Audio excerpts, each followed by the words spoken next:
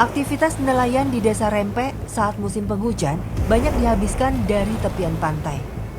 Hanya dengan satu perahu sederhana, sebagian nelayan berlayar dari arah barat hingga membentuk setengah lingkaran ke arah timur. Sisanya menarik jaring yang tengah siap menggiring ikan dari tepian air ke daratan. Jadi ini cara menangkap ikan dengan jaring yang panjang. Ada satu perahu yang lagi membuat seperti setengah lingkaran gitu. Nah, kami yang dari tepian pantainya terus menarik tali seperti ini. Dan ini lumayan berat nih. Harus banyak orang yang menarik. Cara menangkap ikan seperti ini mau tak mau dilakoni para nelayan di sini sebab minimnya fasilitas untuk pergi melaut. Saat perahu membentuk setengah lingkaran, para penarik jaring yang berada di sisi barat juga bergeser hingga bertemu pada satu titik dengan para penarik jaring dari sisi berlawanan. Nah, ini dapat ikannya banyak banget. Ini akhirnya jaringnya udah diangkat semua. Dan lihat, benar-benar satu jaring ini, ikan yang kecil-kecil ini. Hasil tangkapan ikan di jaring, orang sini menyebutnya dengan ikan terinjang atau yang masuk ke dalam jenis cuek ukuran kecil. Terlihat masih sangat segar dan raut bahagia para nelayan pun terpancar.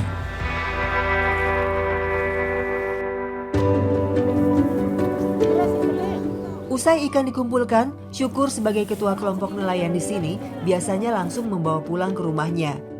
Hasil tangkapan tersebut kemudian dijual belikan kepada para tetangga. Syukur dan istrinya tak memberi harga mahal. Satu plastik berisi penuh hanya bernilai Rp5.000 saja. Saya pun tergugah untuk membeli ikan segar yang baru saja kami tangkap.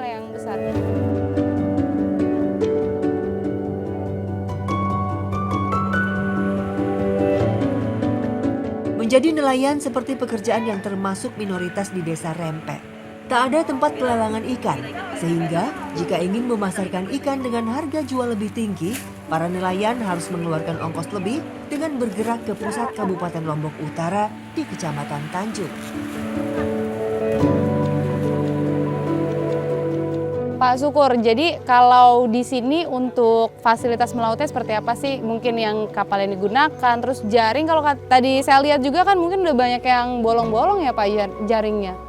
Iya sih, karena mengingat kondisi kita sekarang terus kebutuhan ekonomi kita pun sudah makanya peralatan kita tidak bisa kita susah kita beli, terus barang-barang pun semua naik. Belum lagi pencarian kita semakin sulit. Memang sih di tengah kan kita ada rumpon, lalu kerjasama juga dengan nelayan-nelayan dari luar, tetapi kan kita tidak mampu ke tengah karena masalah kekuatan mesinnya pun sudah kecil, terus kita pakai perahu yang masih kecil juga.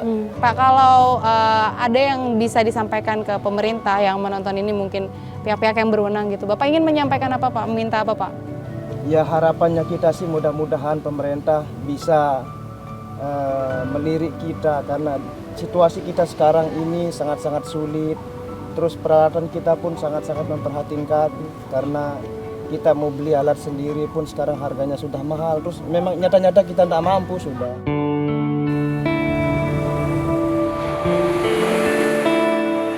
Sungguh ironi, kehidupan yang dilakoni Pak Syukur menjadi sepenggal potret perjuangan masyarakat pesisir yang terlupakan. Mereka hanya ingin mendapat kesetaraan guna menghidupi keluarga.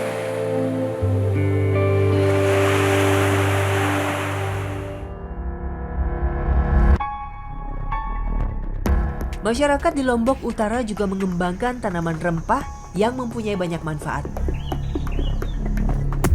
Ibu-ibu di Desa Rempe sejak dulu membudidaya lengkuas yang menjadi salah satu elemen bumbu dapur. Jadi lengkuas ini tanaman jenis akar-akaran dan sebenarnya tanaman menjulang tinggi ke atas gitu.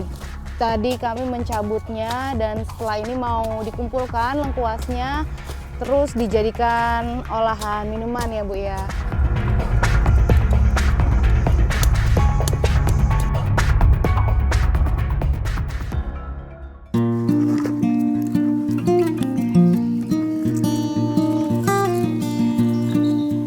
kami hendak mengolah lengkuas dengan tanaman rempah lainnya. Jamu empon-empon yang amat terkenal saat pandemi COVID-19 yang sudah terlupakan, rupanya masih dikonsumsi oleh warga desa Rempek. Ibu, kalau lengkuas ini sudah ditanam dari dulu Bu di sini? Iya, dari dulu. Sekarang harganya tuh berapa Bu di pasaran? 1 kilo 5.000. Murah banget ya Bu ya. Lalu apa lagi Bu? Mungkin dari penghasilan Ibu gitu, hasil panennya Ibu maunya seperti apa? Maunya seperti yang mahal gitu. Oke, harga di pasaran bisa lebih tinggi gitu ya, supaya mencukupi untuk keseharian ibu-ibu di sini ya Bu. Tanaman rempah yang sempat naik daun saat pandemi kini seperti tak ada nilainya. Padahal tanaman seperti lengkuas sempat ramai peminat. Kini Suharti dan keluarganya bahkan bingung harus menjual kemana, sementara mereka harus bertahan demi memenuhi kebutuhan sehari-hari. Ini dia minuman lengkuas dicampur kunyit dan juga jahe. Kalau orang sini sih sebutnya empon-empon ya, memang rasanya tuh hangat di perut dan juga baik untuk imunitas tubuh ya Bu, menyehatkan.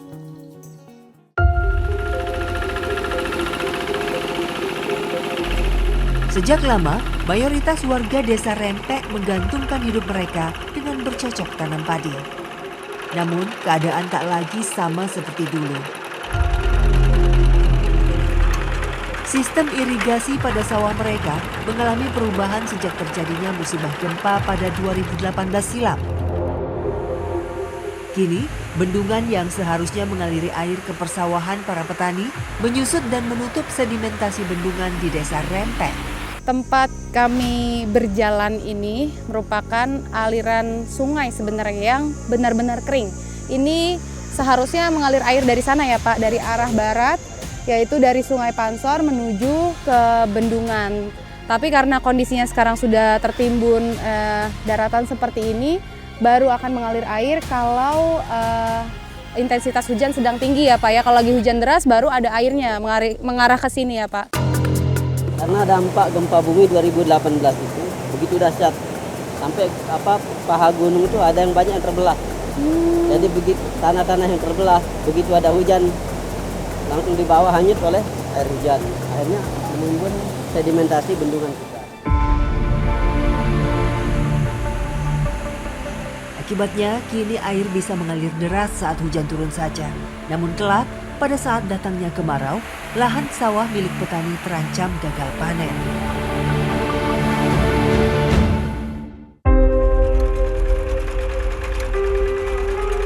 Desa Rempek dihuni oleh sekitar 5.000 penduduk, yang mana 80% diantaranya merupakan petani. Saya pun menelusuri kehidupan petani padi yang paling terdampak dari rusaknya bendungan. Pak Pardim atau yang akrab disapa Amik Pardim memiliki sawah seluas hampir 1 hektar. Namun miris, kini produksi panennya sudah tak seoptimal dulu. Sangat berbeda sekali. Terutama saya yang punya sawah yang paling ujung bawah ini. Karena kita di paling bawah ini ketika tidak ada air, kita yang sangat merasakan tidak adanya itu. Tapi sebaliknya ketika banyak air itu kita yang terima semua kotoran baik sampah itu ya terjadi berujung di tempat kita di bawah ini. Kalau dia ada keseimbangan gitu ya, harga beras itu mahal kan gitu ya. Kalau di sisi lain kan antara dua kan gitu. Kalau petani asli hanya mengamarkan hidupnya dari hasil padi mungkin ya, mungkin dia alhamdulillah dia bilang harga beras itu Ikut sejahtera. Ya tak naik itu kan gitu. Naik. Masyarakat desa Rempek di Kabupaten Lombok Utara hanya berharap bendungan mereka bisa kembali seperti semula agar tak lagi mengalami gagal panen.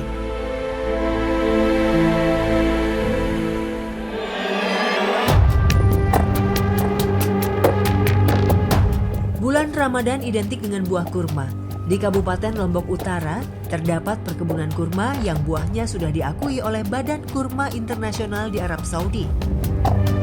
Hal ini tentu mengejutkan masyarakat setempat, bahkan pemerintah Indonesia.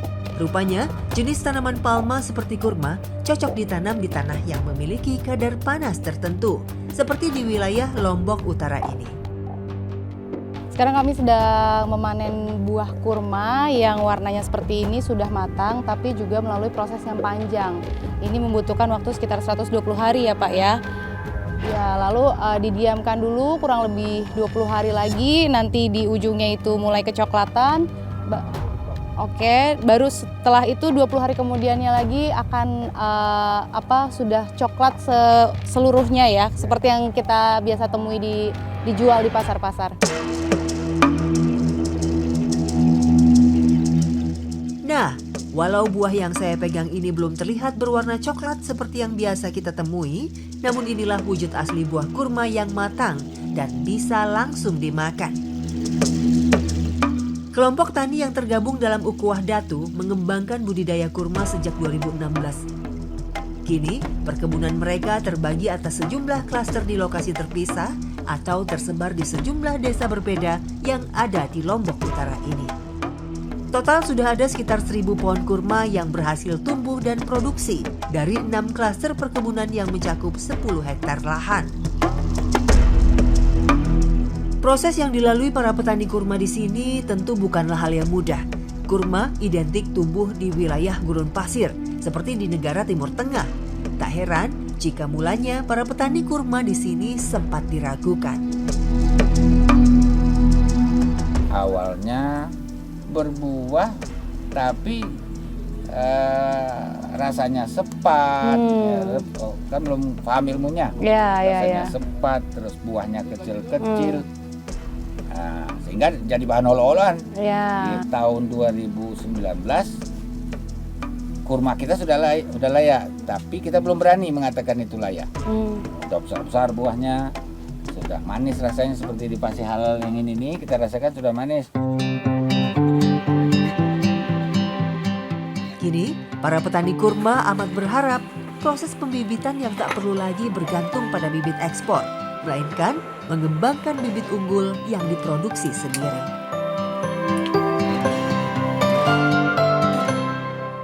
Ya, kendala utama yang dihadapi oleh petani kami, terutama petani di Desa Rempek ini, yang pertama yaitu kekurangan infrastruktur. Ya, kekurangan infrastruktur, terutama petani kami yang di sawah, dia saluran irigasinya masih banyak yang tradisional, artinya belum permanen. Kemampuan masyarakat kami untuk membeli pupuk non subsidi itu jauh sekali. Jadi karena harga pupuk non subsidi sangat mahal, jadi warga kami, petani kami tidak mampu untuk membeli. Kemudian sedangkan pupuk subsidi itu setiap tahun jumlahnya dikurangi oleh pemerintah. Karena daya beli petani kami itu sangat rendah, ya, tidak mampu, tidak sesuai dengan biaya yang mereka keluarkan, dengan kebutuhan yang mereka harus penuhi. Kemudian contohnya tahun ini saja harga beras itu mencapai 18.000 bahkan sampai 20.000 per kilogram. Jadi belum pernah harga kebutuhan pokok yaitu seperti beras melambung seperti ini. Sedangkan kemampuan petani kami untuk membeli pupuk sangat terbatas, kemudian dibarengi dengan infrastruktur yang kurang memadai.